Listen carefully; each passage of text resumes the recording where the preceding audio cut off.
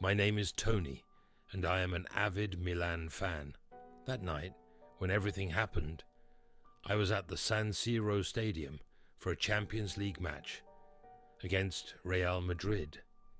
The atmosphere was electric, blinding lights illuminated the field, and the fans' chants resounded powerfully, creating a sea of red and black that seemed to pulsate with a life of its own.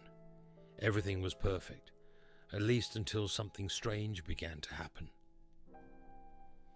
I was in my usual seat near the Curva Sud when during the first half I noticed a man sitting a few rows ahead, looking out of place.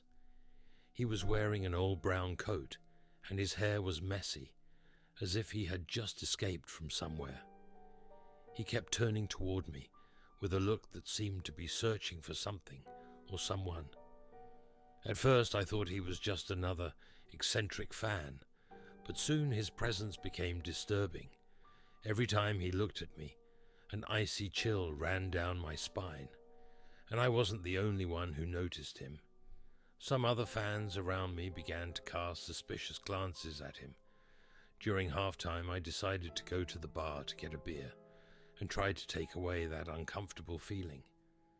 As I approached the bar, however, I saw the man in the brown coat. He was standing there still, staring off into space with dull eyes. I tried to ignore him, but I felt that his gaze was like an unbearable weight on my shoulders. The situation got worse in the second half. Milan scored a goal, and as everyone cheered, I turned to where the man stood and saw him vanish into thin air. He wasn't there. I looked around, trying to figure out where he had gone, but it was as if he had dissolved into thin air. I asked the fans next to me if they had seen him leave, but they all looked at me confused. It seemed that no one besides me had noticed the man. I decided to get to the bottom of the matter. I got out of my seat and headed for the exits to look for some security people. One of them, a burly man with a friendly face, listened to my story carefully. When I described the man in the brown coat to him, his smile faded.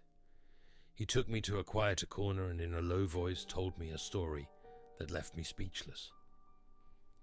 Years earlier, during another Champions game, an avid Milan fan had died right there in my section. The man, one Giovanni, had been found lifeless in the stadium bathroom.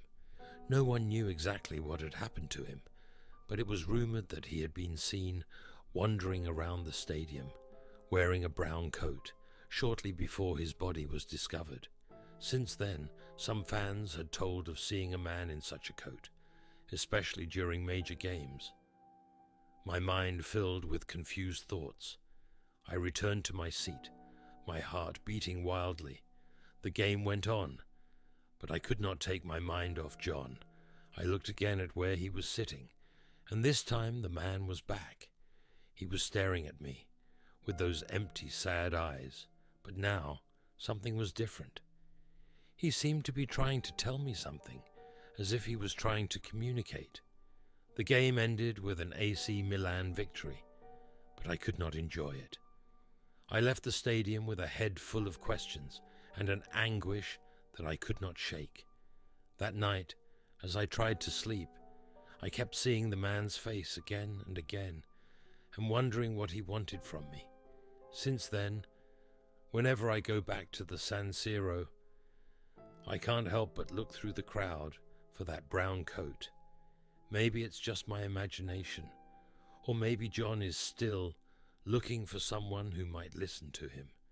But one thing is certain, that night changed me, and now the San Siro Stadium will never be the same for me again.